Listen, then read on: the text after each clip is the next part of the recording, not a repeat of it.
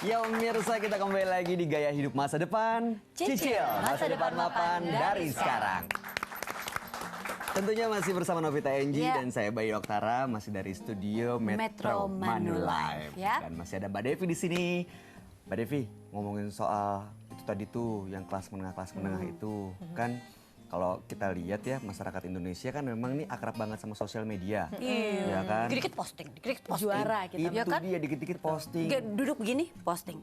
Geser duduk, posting. Aduh. Senderan dikit, posting. Nah itu dia, kayak semua pengen ditunjukin ke dunia gitu. Apapun yang kita punya, apapun yang kita lakuin, semesta kudu tahu. Iya kan?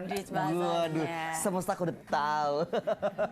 Nah ini kan jadi akhirnya jadi bikin kita, wah gengsi nih kalau kita nggak posting, ya kan? Wah kita ngiri nih, masa kita nggak ikut-ikutan sih? Masa kita nggak beli ini, nggak beli itu? Itu ada pengaruhnya nggak sih ke kelas menengah? Nah sebenarnya ini sangat baik. Karena itu jadi bahan bakarnya kelas menengah untuk terus bekerja keras. Karena memang sekarang adalah era kompetisi. Jadi memang sosial media itu menjadi ruang etalase untuk menunjukkan sejauh mana sih keberhasilan kita. Kalau ada orang-orang lain yang ternyata lebih hebat, kita juga pasti bisa dong. Kalau ada yang punya tabungan lebih banyak, kita juga pasti bisa dong. Nah itu sebenarnya tidak ada yang salah dengan itu. Jadi ini menjadi bahan bakar kehidupan para kelas menengah ini untuk terus bekerja keras dan pantang menyerah. Karena dia tahu bahwa dia tidak sendirian bekerja keras dan mungkin ada orang lain yang lebih dan dia juga pasti bisa. Jadi terpacu juga ya? Betul. Ini kita kasih kesempatan juga buat penonton yang mau bertanya, silakan. Silakan Pak. Namanya siapa? Nama saya Rizky. Hai Mas Rizky. Ya, saya mau ada satu pertanyaan. Satu aja janji ya. Satu aja. Kok dibatas-batasin? Terserah beliau. Boleh. Fenomena masyarakat menengah ini itu tentunya akan menjadi dampak positif apa saja ya bagi perekonomian negara pastinya, Bu. Oke, Ya, thank you Mas itu saja. Rizky. Ya. Jadi dampak apa gitu ya? Dampak positifnya apa aja gitu. Sederhana, Amerika hampir 40 tahunnya menduduki ranking pertama sebagai negara dengan ekonomi paling maju karena masyarakat kelas menengahnya yang menjadikan Amerika seperti itu.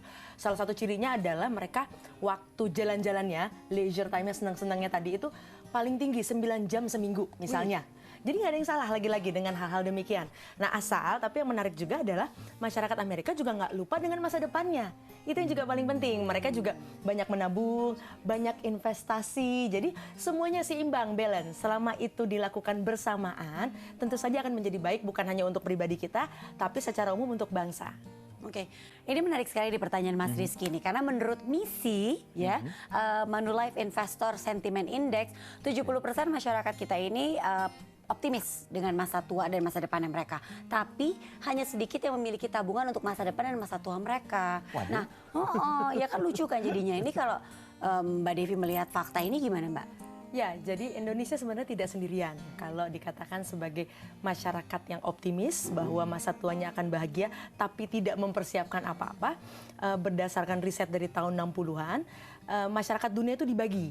Jadi ada masyarakat yang satu karakternya adalah karakter long term society, masyarakat jangka panjang versus masyarakat jangka pendek. Nah, kebetulan Indonesia masuk dalam kategori masyarakat short term society.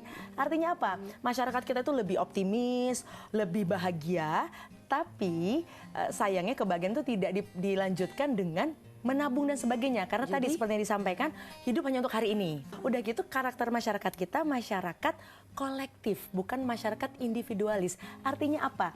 Kita hidup selalu guyup, selalu bersama-sama. Berbeda dengan masyarakat individualis, yang anaknya umur 14 tahun sudah keluar rumah. Jadi dari awal orang tua tidak pernah menabung untuk, aku pokoknya bercita-cita mau nabung buat warisan anakku. Kalau di luar negeri tidak.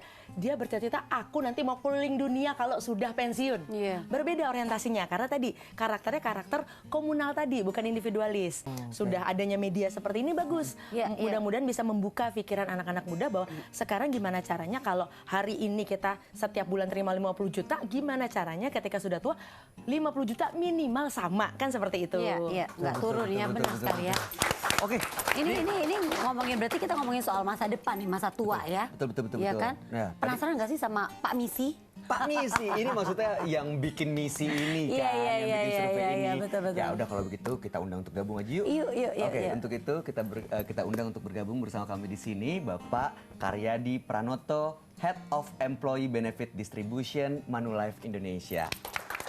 Pak Oti, apa kabar? Halo Pak Oti. Aku tahu soal misi ini dari Pak Oti, makanya aku bilang Pak Misi jadi. Pak Misi. Soal Silakan, survei Pak. ini, silakan Pak Oti. Pak, ini seru banget ya. Kok hasil apa ya tadi? Temuannya tadi tuh, Pak. Agak mengerikan gimana gitu. 70% optimis. Tapi yang menabung tuh nggak banyak, Nggak Pak. peduli Gitu. sama urusan tabungan masa depan, Pak. Ya faktanya kayak gitu ya. Tapi orang Indonesia kan orang yang optimis. Ya nggak? Seperti Yang tadi penting hari dibilang, ini nih. iya, iya. Ya nggak Mbak Devi? Yang Mbak penting hari Devi ini. bilang. Nanti sih, ya lihat aja nantilah. Ya, ya 70% orang Indonesia yakin akan masa tua pensiunsnya, itu kenyataan dari surveinya kita ya. Tapi kalau kita lihat ya saat ini, satu research dari OJK sendiri mengatakan bahwa tingkat literasi orang mengenai pensiun aja hanya baru 2% di Indonesia. Oh iya? Tentang insurance hanya 8%. Wow. Perbankan hanya kurang lebih 50-54%. Ternyata hanya 10% orang yang siap pensiun pada saat usia pensiun.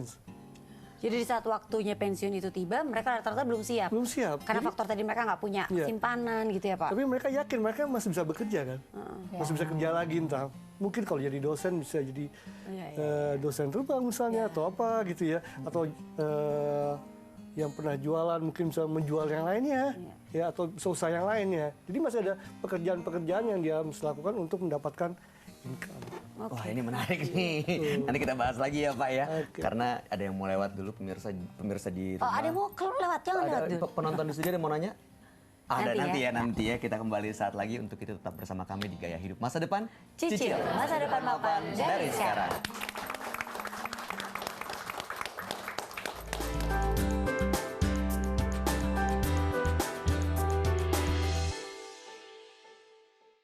Dipersembahkan oleh